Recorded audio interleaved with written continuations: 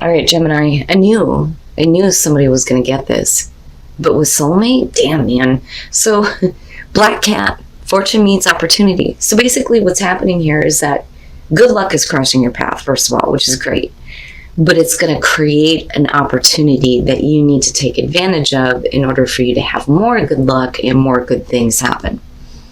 But once this opportunity presents itself, with soulmate, you're not going to be beating around the bush anymore and piddle farting around. You're going to be telling somebody exactly how you feel. There's no more playing games here. Soulmate is not about, for this deck, two people that have the soulmate connection. It's about you being honest with yourself about how you truly feel. So facing your true feelings, no longer living a lie, speaking your truth, authenticity, new truths, all of that comes into play here with soulmate. But it's all because of an opportunity that's coming through to you. All right, Gemini, here is your overall, the Two of Wands. So, I don't know. I kind of get the feeling with this one that some of you don't really know what you need to do. I think that you have like an idea of how you want to go about acting towards something, because the Two of Wands is, you have your own world in your hands. What the hell are you going to do with it, right? Now, a lot of times this can show that there are two different courses of action that you can take. A lot of times it can show that people are not decided yet on the action that they want to take. You know, because the twos represent the choices, but this is very specifically about the choice to act and act with passion towards something, right? So maybe not ready yet, not quite ready to do something or act towards something. Your card, I'm telling you, I don't know how many times I've seen it already this week. Man, the Lovers, and there you are. And it's such a beautiful card. I don't care what deck you look at. You and Aquarius, I'm telling you. The Lovers is the past coming through. Beyond that being you, we're talking about possibly a major relationship and choices that are being made in that relationship, or major life choices here. Oh boy, nobody's immune from it. I'm telling you, nobody seems to be immune. I think Aries is the only one that I don't think I've seen any major relationship issues going on. I don't think I've seen the Lovers this much. Oh my God. Yeah. Now, the Knight of Cups. In the present moment, immediately I'm going like, okay, so what's here? The Knight of Cups. You're talking about somebody that is coming toward you, wanting to have an emotional experience with you, which would make sense why you may be on the fence, especially if for some of you, you're already in a relationship, right? But, you know, I would have to see the Hierophant to suggest commitment. But the Lovers, you know, this is a major life event for you. And it's a major choice to act toward, you know, something that's going to create, hopefully for you, a long-lasting relationship. But the Knight of Cups, the thing that I say with this is I love him, but I don't, because this is about somebody who does what they feel in the moment. So actions are important with the Knight of Cups. Your words are great, but are you going to follow through on that? Now, for some of you, it's really about the choice on whether or not you are going to present that offer. So an offer may be coming to you, or this may be the action that you are considering taking right now. But it is the messenger of love and romance, you know. And then you have the Lovers. I mean, come on. But besides that, right, again, being a general reading, it could be here that you're making a major life choice with the Lovers.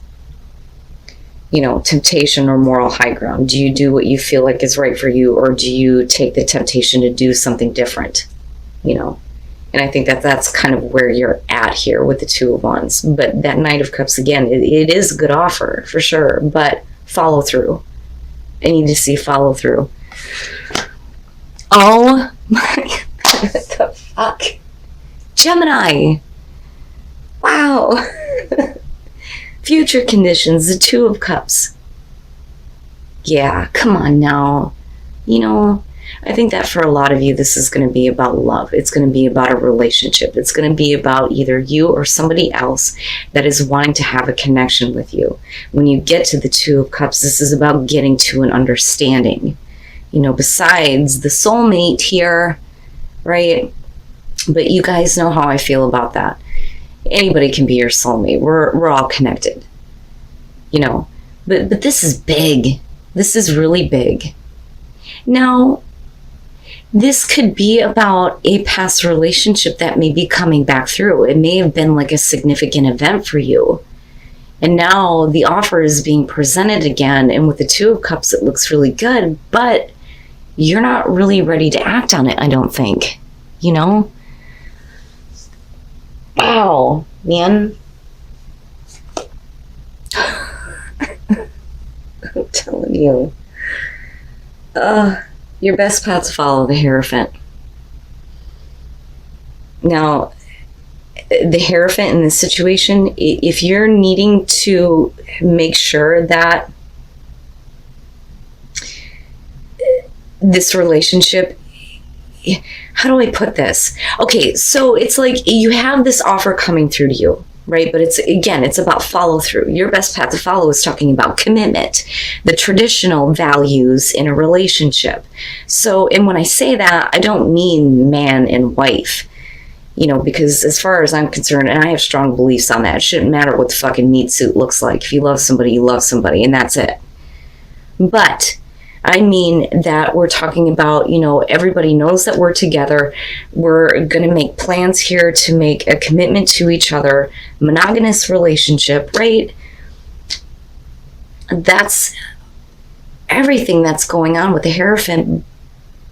But I look at that Two of Wands and I think if you can't make the commitment, then maybe you need to think about the action that you're about to take. Or if they can't, it's one or the other. And in your environment, the Emperor. Okay. So the Emperor, first of all, is about control, right? Order and control out of chaos. But this could definitely be, you know, how you are feeling. Meaning that for some of you, you may be questioning, you know, who is in control here? Are you in control of what's happening? Or are you needing to take control and present an offer? Now, and here's the other thing. For those of you who are already in a very significant relationship, this is like, you know, having romance kind of like restored here. But somebody needs to follow through on that action. You know, but it looks like you get to a place here where, you know, there is an understanding, you know, the bond is like deepened, right? Now, for those of you who are looking at a new relationship, you know, you may have been focused on love for a long time. Now you have, you know, the opportunity here to take control and follow through on where your heart is leading you, because that's the other part of the Knight of Cups, you know. But it still looks really good. But this could also represent, you know, the person that you're dealing with. And, you know, that combination right there is a little bit iffy for me, you know. And it makes me wonder if that some of you aren't dealing with a situation or relationship where the both of you are not actually seeing eye to eye on, you know, where you kind of want this relationship to go. Because, again, you're looking at commitment with the Hierophant. You know, and not only that, but there is a right way to do this. And it could be that somebody needs to get control over themselves or get control over their life here before they start presenting shit to you. Wow, man. Oh my God, Gemini. Your hopes and fears, the Ten of Cups, right? The happily ever after. Happy home, happy life, happy relationship. And that's what you're hoping for. And there's no reason why you can't have that. You know, for some of you, it's just strengthening the happiness that you already have. Maybe some of you are just making plans for the future here with the Two of Wands. But I don't know. I still get the feeling here, especially with the Hierophant, that it's like again, follow through. I want to take action towards these plans, but you have to make sure that this is going to be, a commitment, right? And there is a right way to do things. But that's beautiful, right? Most people never experience that. And then you have people who take it for granted. They have those moments, but they're so fleeting. So when you say happily ever after, a lot of people go, yeah, right. Things can be all rainbows, butterflies, and unicorns and bullshit, okay? It can happen. It can happen. But it really depends on who's taking the action here with that Knight of Cups. Who is in control? And who needs to take control? Oh my God, Gemini, I'm telling you, I had a feeling.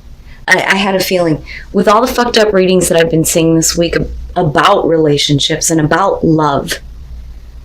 Looking at your oracle cards, I think that for a lot of you, this retrograde is not going to be as bad.